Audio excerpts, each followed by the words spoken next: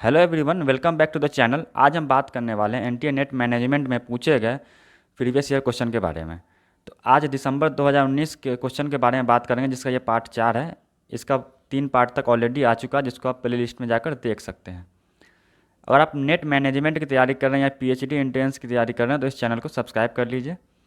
ये मेरे बारे में कुछ ब्रीफ इन्फॉर्मेशन है जिसको आप देख सकते हैं। तो बढ़ते हैं आज के पहले क्वेश्चन की तरफ। तो पहला क्वेश्चन है मैच द फॉलोइंग से। एक तरफ दिया हुआ है मॉडल रीजनिंग और दूसरी तरफ उसके प्रपाउंडर का नाम दिया हुआ है।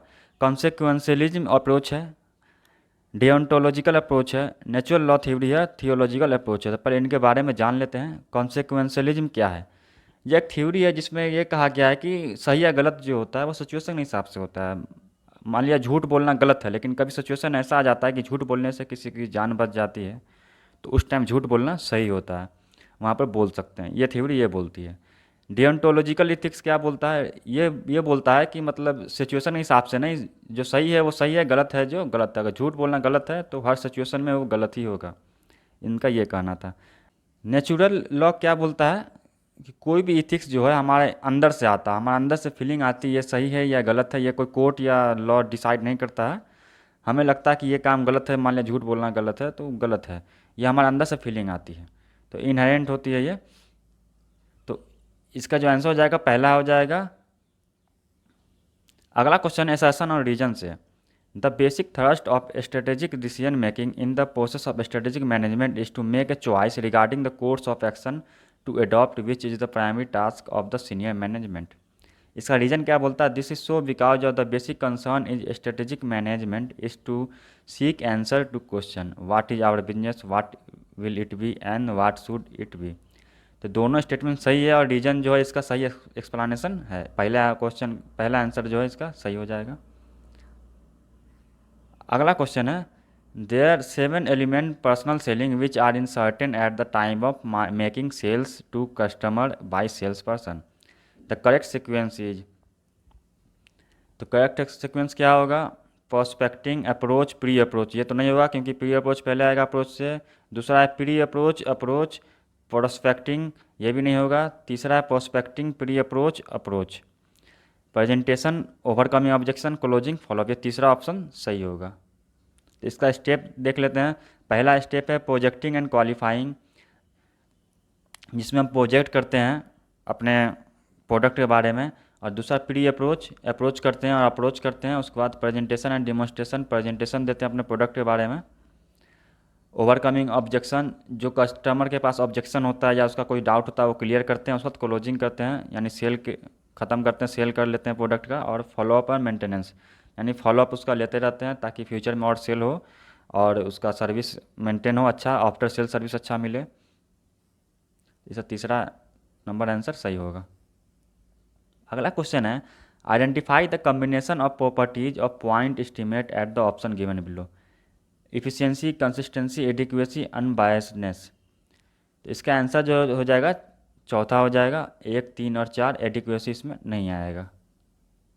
या point estimator are function that are use to find an approximate value of population parameter from random sample of the population.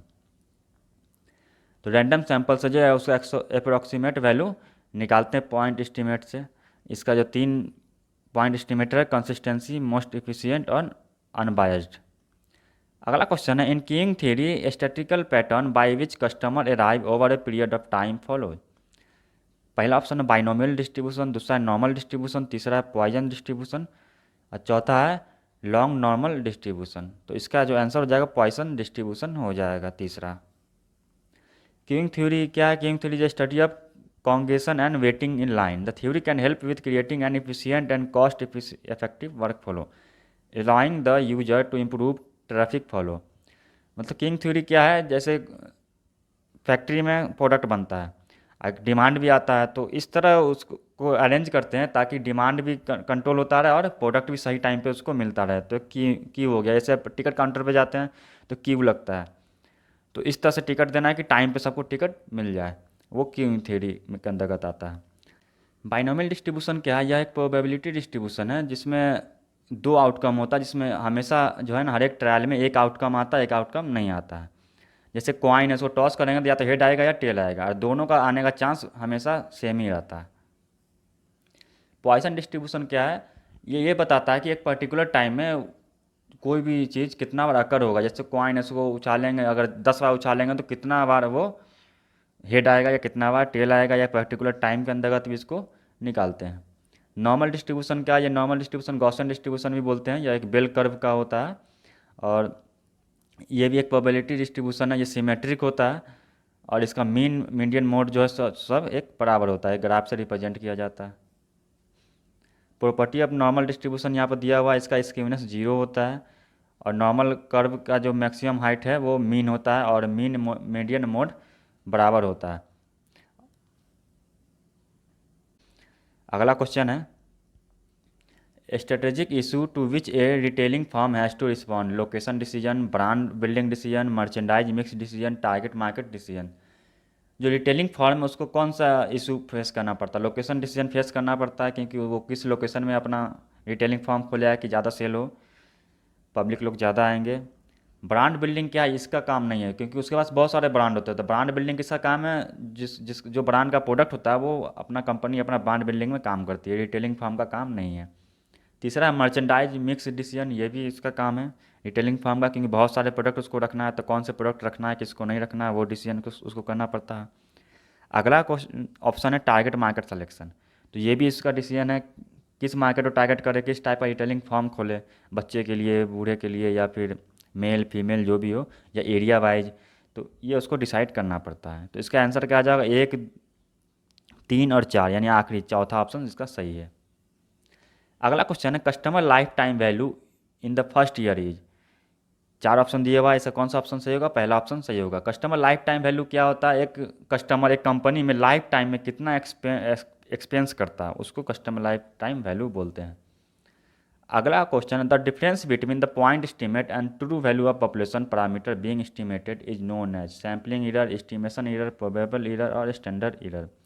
इसका देख लेते हैं सैम्पलिंग एरर क्या है। जब भी कोई सैम्पलिंग एरर आता है, कब आता है, जब सैंपल सेलेक्ट करते हैं कोई भी रिसर्चर या एनालिस्ट, तो वो उस पॉपुलेशन को रिप्रेजेंट नहीं करता है, तो वो सैम्पलिंग एरर हो गया, यानी सैंपल सही नहीं चुना गया। एस्टिमेशन एरर क्या है, difference between actual parameter and estimate parameter. Standard error क्या है, वो सैंपल का स्टैंडर्ड डेविएशन होता है। इसका आंसर हो जाएगा पहला और दूसरा, सैम्पलिंग एरर और एस्टिमेशन एरर। अगला क्वेश्चन है मैच द फॉलोइंग है, एक तरफ है मर्जर एक्विजिशन टेक ओवर और हॉस्टाइल बिड, एक तरफ कंपनी का एग्जाम्पल दिया हुआ है, तो इसका आंसर हो जाएगा आखिरी चौथा।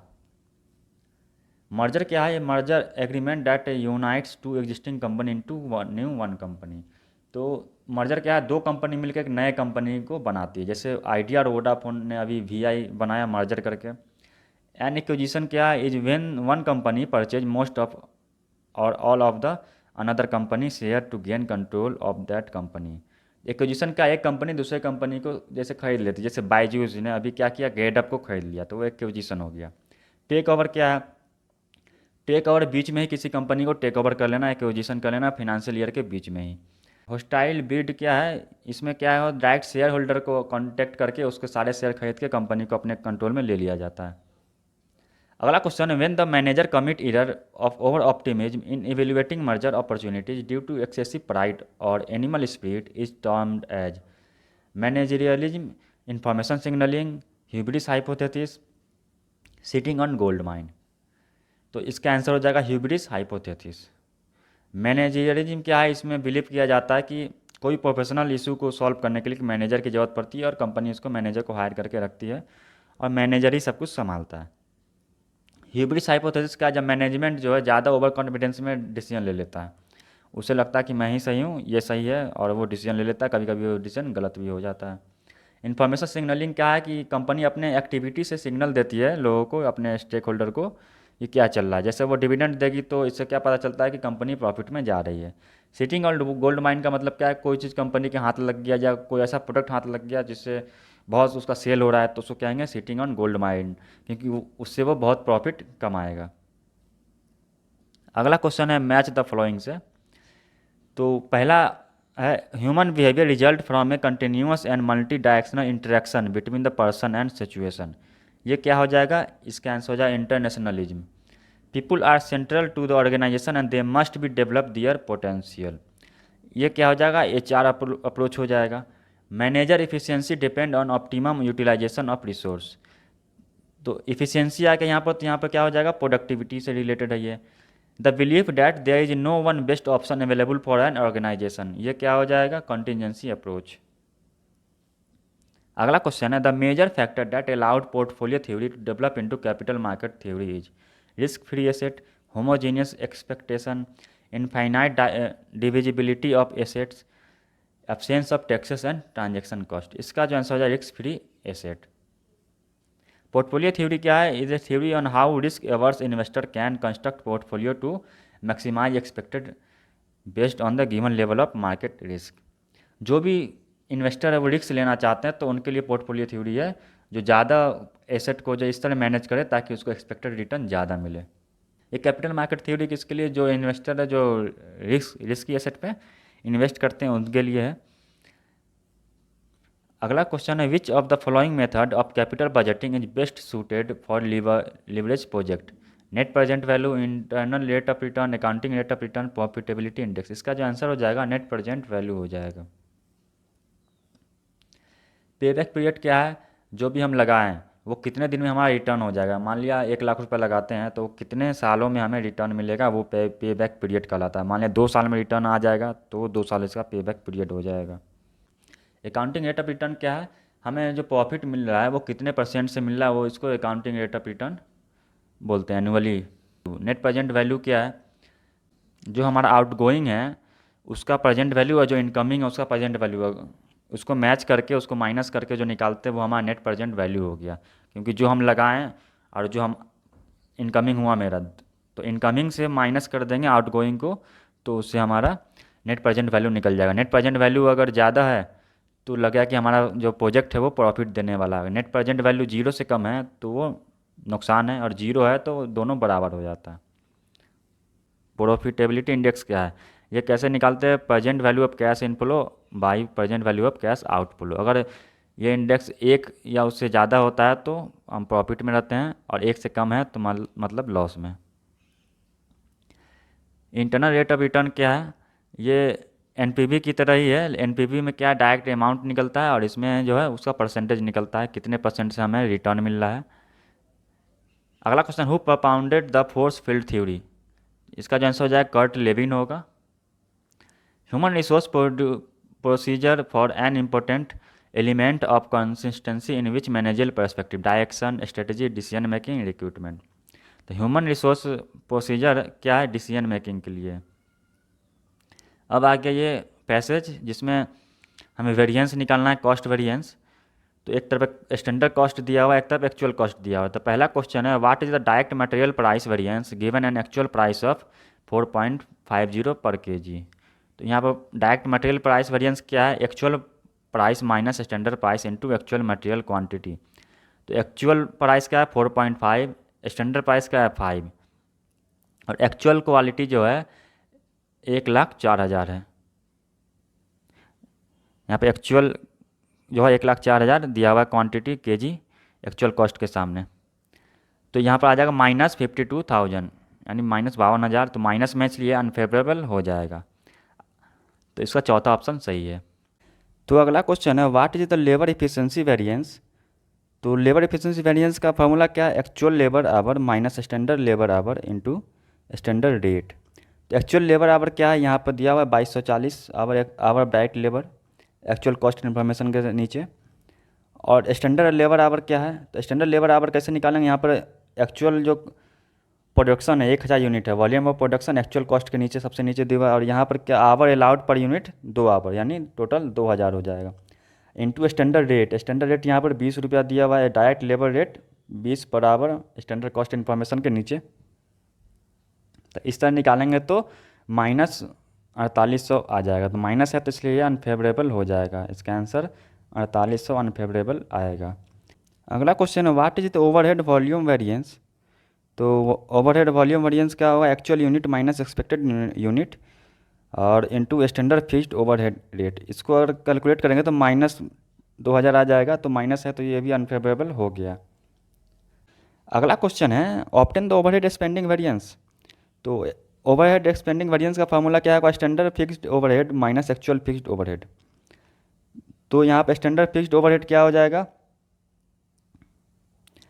12 + 2 इंटू 1000। यहाँ फिक्स्ड ओवरहेड बजट दिया हुआ है 12 पर यूनिट और वेरिएबल ओवरहेड अप्लीकेबल है 2 पर यूनिट, इसलिए 12 + 2 हो जाएगा। टोटल वॉल्यूम क्या है 1000, इसलिए 12 + 2 इंटू 1000 हो जाएगा। और एक्चुअल फिक्स्ड ओवरहेड क्या है, यहाँ पर 12850 है, यहाँ पर जहाँ पर 12 SSO लिखा हुआ है मिस प्रिंट हो गया है, 12850 है वो। और यहाँ पर कॉस्ट वेरिएबल ओवरहेड क्या दिया हुआ 2352, वहाँ पर 2.350 गलती से लिखा गया है, तो वहाँ पर हो जाएगा 2352 प्लस 12850। तो इसको कैलकुलेट करेंगे तो -1202 आ जाएगा, अनफेवरेबल हो जाएगा। अगला क्वेश्चन है what is the material quantity variance. Material quantity variance का फार्मूला क्या है, actual quantity minus standard quantity into standard rate. Actual quantity क्या है 1,04,000 माइनस, और स्टैंडर्ड क्वांटिटी क्या है 1000 इंटू 100 इंटू स्टैंडर्ड रेट का है 5 है, तो इसे कैलकुलेट करेंगे तो -20,000 आ जाएगा, -20,000, ये भी अनफेवरेबल हो जाएगा। यहाँ पर स्टैंडर्ड क्वांटिटी क्या है, quantity allowed per unit 100 kg per unit है, स्टैंडर्ड कॉस्ट इन्फॉर्मेशन के नीचे दिया हुआ है, और वॉल्यूम क्या है 1000 है, तो दोनों को इंटू करेंगे तो 1,00,000 आ जाएगा। तो इसी हिसाब से ये कैलकुलेशन किया गया, और लास्ट में आंसर जो आता है -20,000 आता है, जो अनफेवरेबल हो जाएगा। ये कंप्रीहेंशन दिया हुआ है, दिनेश क्या है वो सॉफ्टेक कंपनी ज्वाइन करता है 3 महीने पहले, जो कि बहुत टैलेंटेड है और काफ़ी अच्छा रिकॉर्ड भी रहा उसका, लेकिन धीरे धीरे क्या उसका परफॉर्मेंस डाउन होता रहा है, लेकिन वो प्रमोशन के चक्कर में पड़ गया। तो इस तरह से उसका इमोशनली जो है और प्रोफेशनली वो डिप्रेस रहने लगा। तो उस पर ये क्वेश्चन दिया गया है, as HR manager which counselling mode you would choose for Dinesh. पहला डेवलपमेंटल मोड, दूसरा डिसिप्लिनरी मोड, तीसरा है ओपन एंडेड मोड, चौथा है अनबायस्ड मोड। तो डिसिप्लिनरी तो होगा ना, क्योंकि वो अनडिसिप्लिन तो है नहीं, ओपन एंडेड भी नहीं होगा, वो उसको डेवलपमेंट मोड की ज़रूरत पड़ेगी। अगला क्वेश्चन है as HR manager which life position in transactional analysis would you expect Dinesh to have. वो क्या है, वो अभी क्या चल रहा है, वो बहुत डिप्रेस चल रहा है, तो वो किस पोजीशन में, I am not okay you are not okay, मतलब उसको कुछ अच्छा नहीं लगा, लेकिन उसके लिए क्या ज़रूरी है, I am okay you are okay, मतलब उसको एकदम कॉन्फिडेंस में लाना बहुत ज़रूरी है। तो यहाँ पर क्या दिया हुआ है, ट्रांजेक्शन एनालिसिस का लाइफ पोजीशन है, पहला I am okay you are okay, मतलब क्या है, ये बहुत ही कॉन्फिडेंट बंदा होता है और इसको एबिलिटी होता है कोई भी प्रॉब्लम सॉल्व करने का आसानी से, वो दूसरे को वैल्यू भी देता है। ये दूसरा का I am okay you are not okay, ये लाइफ पोजीशन है, वह individual is the opinion that only he is right. इसको क्या लगता है इस पोजीशन में कि मैं ही सही हूँ बाकी सब गलत है। तीसरा position I am not okay you are okay, इसमें क्या है, खुद को गलत समझना, दूसरे को सही समझना, दूसरे को अपने से ज़्यादा अच्छा समझना। लास्ट का I am not okay you are not okay, इसमें कुछ भी अच्छा नहीं लगता, बंदा डिप्रेस हो जाता है और उसको कोई भी काम करने में दिल नहीं लगता। तो दिनेश क्या है, बहुत डिप्रेस हो गया था इमोशनली, इसलिए इसको जो पहला लाइफ पोजीशन सजेस्ट करना होगा। अगला क्वेश्चन है which type of promotion policy would you recommend to Softech, career ladder, merit based, accretion of duty, competitive and non competitive. तो कंपनी को मेरिट बेस्ड पर तो प्रमोशन करना ही चाहिए, और दूसरा है क्या है, work assign to an employee that fall within scope of his duty if over time the position develop gradually include higher level of duty and accretion of duty में भी अप्रोप्रिएट। यहाँ पर दूसरा और तीसरा सही हो जाएगा। अगला क्वेश्चन है the HR manager should impart which of the following skill to Dinesh, technical skill, people skill, communication skill, negotiation skill. तो people skill involve the ability to listen, to communicate and to understand an individual on a personal और professional level. Good people skill include problem solving ability, empathy for other. इसलिए जो है दिनेश को जो है people skill की बहुत ज़रूरत है, इसलिए उसको डेवलप करना बहुत ज़रूरी है पीपल स्किल का। आज का आखिरी क्वेश्चन है which management approach should the HR manager deploy for Dinesh, HR approach, contingency approach, system approach, internationalism approach. तो उसका आंसर हो जाएगा इंटरनेशनलिज्म अप्रोच। तो आज के लिए बस इतना ही। वीडियो आपको कैसी लगी कमेंट करके ज़रूर बताइएगा, और आपको 4 पार्ट में वीडियो चाहिए या सिर्फ एक पार्ट में एक क्वेश्चन सेट चाहिए वो भी बताइएगा, और वीडियो को लाइक कर दीजिए, चैनल को सब्सक्राइब कर लीजिए। मिलते हैं आपसे नेक्स्ट वीडियो में। आप हमें इंस्टाग्राम पर भी फॉलो कर सकते हैं। धन्यवाद।